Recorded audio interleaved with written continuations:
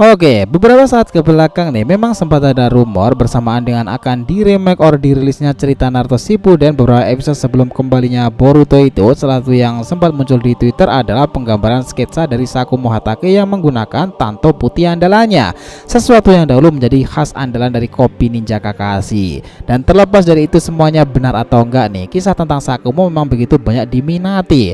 Misterinya yang dianggap setara dengan legenda Sannin dan juga ceritanya benar-benar akan diungkapkan di era Boruto ini maka akan sangat mengesankan. Maka ini semacam jadi titik balik nih, misteri-misteri lama yang belum terungkapkan akan dibeberkan di era ini jika memungkinkan. Ketambahan dalam vote yang dimenangkan Minato kala itu banyak dari warga dunia memilih Sakumo Hatake pula.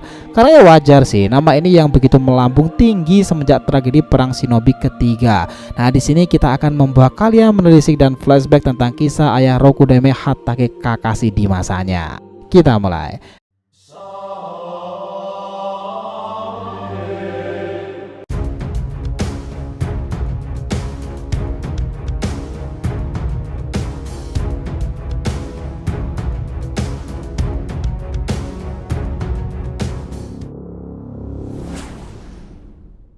Ya nakama Shinobi DR TV, welcome back again.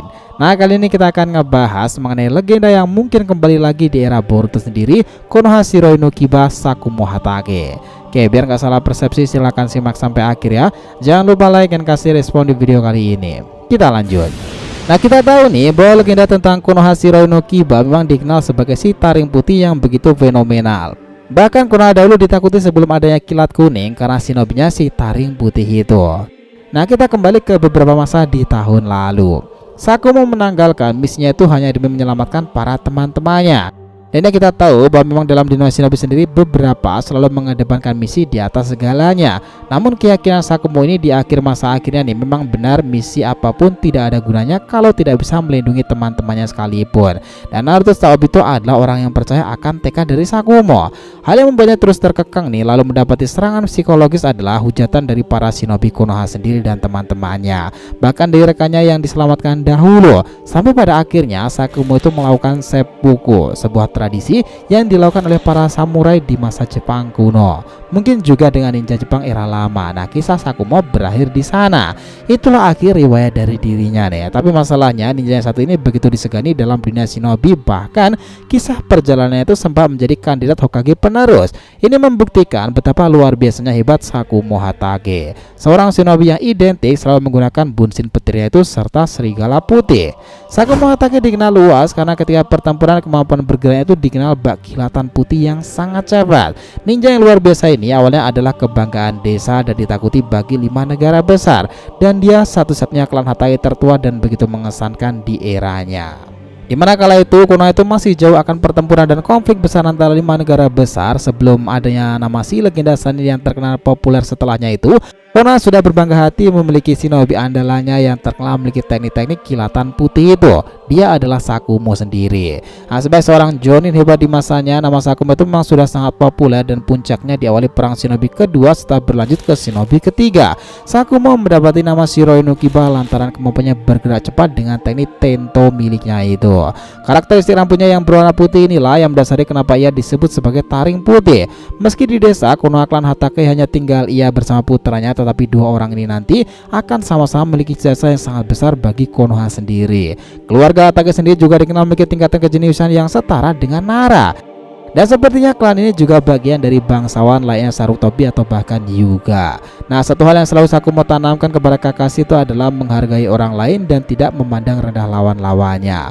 Orang yang penuh kehati-hatian nih, ini sempat disebutkan oleh Minato ketika perbincangannya dengan Obito, dan ilustrasi tersebut berbunyi seperti ini. Dengar Obito, Kakashi seperti itu karena hal yang dibuat oleh ayahnya. Ia adalah putra dari si taring putih, shinobi yang dianggap memiliki kekuatan melebihi trio Sannin Konoha sekalipun.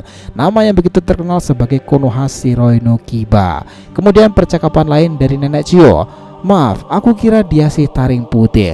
Wajah dan rambutnya begitu mirip sampai aku tidak bisa mengenalinya lagi kalau dia itu adalah putra dari ninja si sialan tersebut. Dan ditutup dengan pendapat Obito yang marah kepada Kakashi.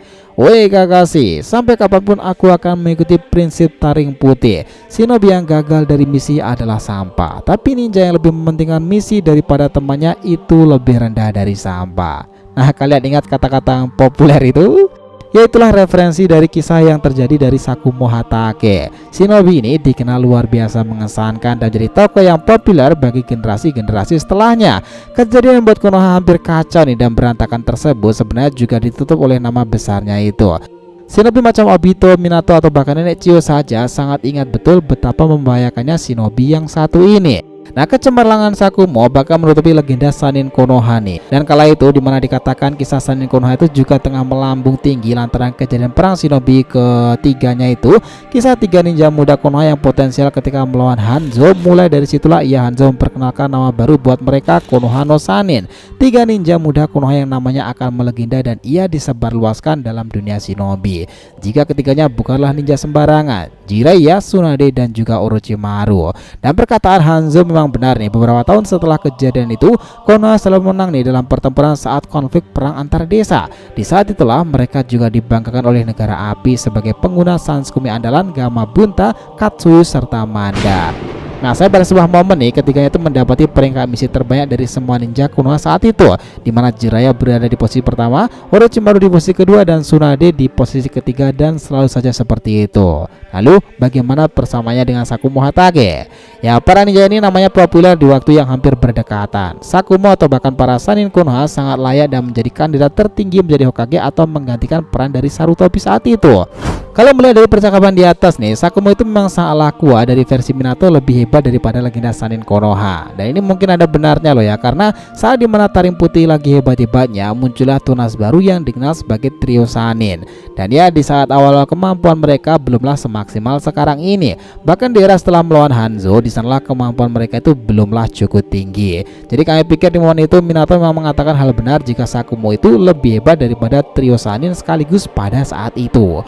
Namun setelah kepergian Sakumo dan meninggalkan bekas bagi desanya sendiri dan Trio Sanin bertambah kuat lagi dari masa ke masa, tentunya mereka menjadi yang terkuat di desa saat itu. Dan kami pikir jika dalam mode sama-sama maksimalnya, kita sendiri belumlah yakin nih jika Sakumo ini bisa lebih unggul dari ketiga ninja Sanin sekaligus, Jiraiya, Tsunade bahkan Orochimaru. Nah, ketiganya memang sangat luar biasa, apalagi Sakumo hanya satu orang. Meski sama-sama memegang kandidat sebagai seorang calon Kage nih, tapi hanya Jiraiya yang diberikan kesempatan hingga 2 kali untuk memegang jabatan ini. Baik Konoha Shiroi Kiba atau Konoha Sanin ini, mereka itu adalah para ninja super jenius yang meskipun mereka ini adalah seorang ninja kuat, tetaplah ada lawan-lawan tangguh yang bisa mengimbangi dirinya. Dan segalanya tidak selalu berjalan mulus. Nah, untuk Sakumo di akhir hidupnya itu dia menanggalkan misinya itu hanya demi menyelamatkan para teman-temannya. Dan memang benar nih, dalam dunia shinobi sendiri beberapa itu selalu mengedepankan misi di atas segalanya. Dan salah satu contohnya Jiraiya sendiri adalah orang yang berpegang teguh dan salah satu referensi dari Sakumo Hatake karena dia lebih muda dari si Taring Putih tersebut. Menarik. Gimana menurut kalian?